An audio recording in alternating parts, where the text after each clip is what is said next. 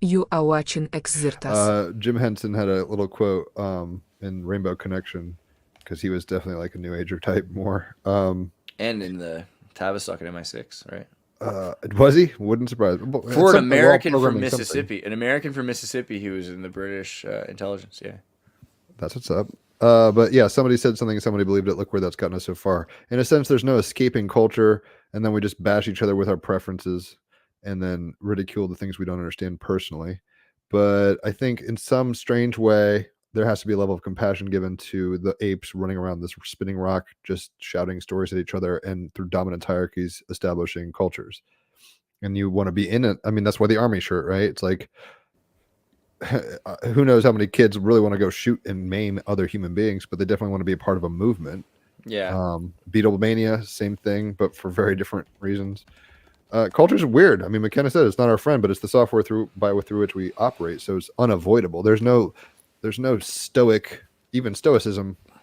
I mean, there's no like pure neutral position, if that makes any sense. Like we just can't do it as humans.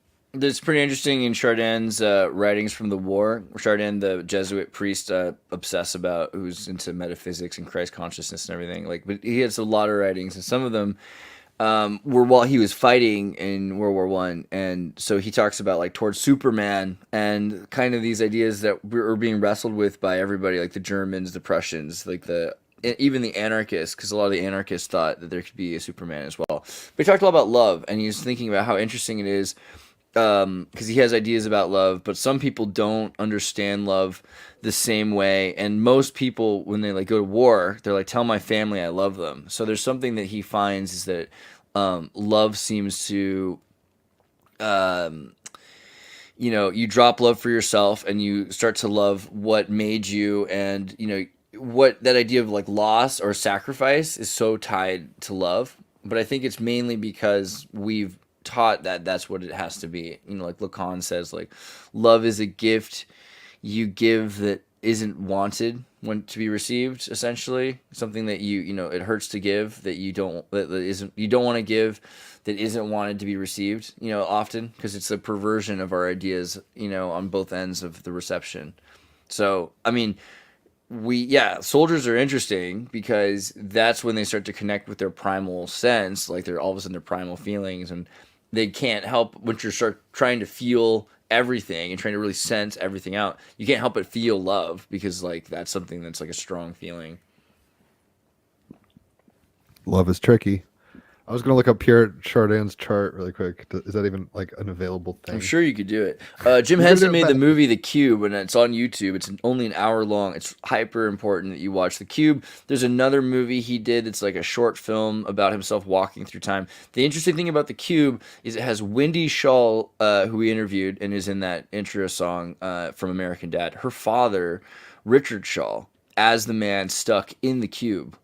And he's also from Slaughterhouse-Five. So an interesting film that was made by Jim Henson of the Muppets in 1969, all about being trapped in a cube.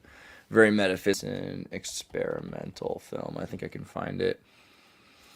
Timepiece, is that the one? He did so many of these interesting ones where he's like, is this it? Where he goes through like space time, the banana. He sees so many weird things. Psychedelics were in full effect at this point. Whistler's mother. Yeah, I mean he's so young. Yeah, I don't know. You gotta see Jim Henson's experimental films. They're pretty wild. I mean that's something to check out for sure. He was fucking around like you do, bro. That's what I'm always. I mean, these people don't have to be on drugs necessarily, but the creative spirit transmutes that which is a part of at the time. So it's like it doesn't matter in a weird way. Did you find Chardin's chart? No, I mean Jesus Christ, no. I looked like so minimally with one hand that I'm just like I don't care enough. But I Chardin's put it in the queue. birthday. Teilhard Chardin's birthday in. Natal chart, but I don't want to type it all in and all that stuff. And I unless you're like into astrology, May usually people 1st, 1881 yes, there's a in Taurus. Orsins, France. Okay. I mean, yeah, that makes sense. A Taurus because he went to the completion of the Omega Point. His obsession with the Omega Point. Physical, like Oh, spiritual, like the physical is spiritual to oh, him. brutal, bro. Because Yeah. that could be bad too. Because that means he might like have just gone straight ahead when he needed to go. He's like, oh, he missed it. Like kept going. You never know. That's interesting. I like the idea of the omega point in the noosphere because what it says is it answers all things. Like for atheists, theists, agnostics, all at once. It just creates a new answer that answers all things at once. So you've got this idea that everything happens inside of energy. Energy is existing already because it's eternal. But then all of a sudden there's a Big Bang, but that's already inside of energy, right? So energy is eternal. It's bigger than the Big Bang. It's somewhere in the middle here of energy.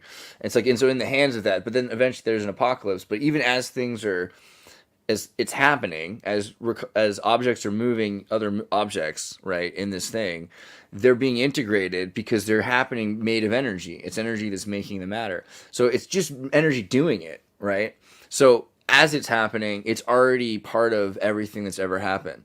So as future complexities become more complex, that means that at the beginning, before time, whatever was making it has already been made more complex. Same as it ever was.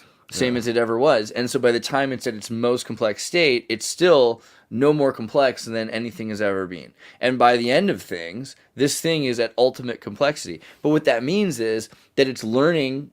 So, people get upset at that. They're like, oh, the idea that God is learning or something like that. Well, not in the sense that we think it is, but it changes everything from the beginning of time on by the time it happens, right? Because of that.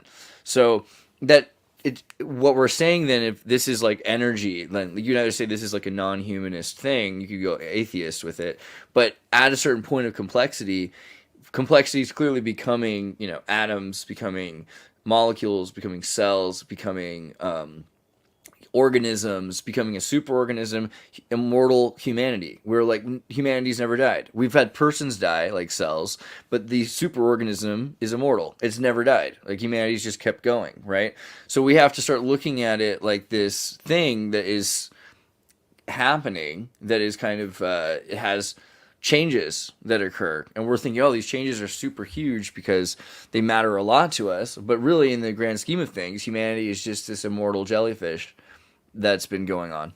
A Pisces would be way okay with that. I'm not against that. I mean, I think 2001: A Space Odyssey, the books, at least, and definitely the movie too, probably show this kind of basically it's a progressive inhabitants of the space that already is. It's like you're a nautilus that's growing into the shell because to fit it exactly. So in a weird way, I mean, we talked about I guess I talked to some guy the other day on Facebook Live, where it's like there isn't for us to differentiate material and spiritual. That's like kind of a psychological phenomenon, but it's like we're involuted spirit having such a concretized experience that it's expanding into spirit from the whatever singularity to from the point in the monad to the whole circle. And as you're saying, it probably is just one big thing, but it sure feels real while you're in it or whatever. It's like we're stuck in the soup while it's happening. Well, that's the other thing. Because of that, is personification or theism really that incredible? Is it that crazy? Because at a certain point, if we're talking about that much symmetry, then the idea that we end up in symmetries and as a larger scale consider a coherency some sort of a superorganism, then is it that unlikely that you would say that all of energy, all of essence itself has learned from everything and is itself in principle some sort of a coherency in form? I mean, if that's possible, because it makes more sense that everything is more aware than less aware by the fact of creating the creation. That's I think kind of the idea, that it actually is it becomes more like a person just because that's something that works in reality, and so now that's something that it can do in a more permanent and perfect way from all of its experiments. What mainly becomes P. more Hall like a said- person? go ahead. You mean in terms of the form of a like you said, chemical organism individual, or how do you mean? Well, maybe not in chemical and terrestrial sense, but the lessons learned from coherency could be translated into something more celestial. And so all of a sudden, energy itself is aware, or a person in a sense. I don't know exactly what that means, but the idea that energy is completely chaotic and without coherency or awareness or self-awareness, I don't know that makes more sense. I feel like the idea that everythingness having some self-awareness makes some sense. Well, yeah, definitely. And it seems any and all energy is always organized by fields, and the fields appear to be what is, the consciousness or the aware aspect. And I would I mean, this concept, because it's also in many spiritual teachings or whatever, this idea like God is learning. I also haven't figured it out, especially if God or this idea of the omega point is actually outside of time and space, the way I would describe it, right? Then it's really a matter of perspective if you have even time to learn. If you're outside of time, everything is laid out in front of you. Time is like a circle, or however they say. So yeah, I would rather go with the idea that, as I said, everything is aware and probably already always has been perfectly aware. I think it's only from a human perspective that we can allow ourselves to be so unaware of so many things we could actually perceive, intuit, or just know. Yeah, I hope it's all because it's just a grand experiment in terms of, how ignorant can you be as energy when energy in itself should be super aware, let's say. Yeah, so that does feel actually more realistic. Like the idea that it's like, how little can you know and still function?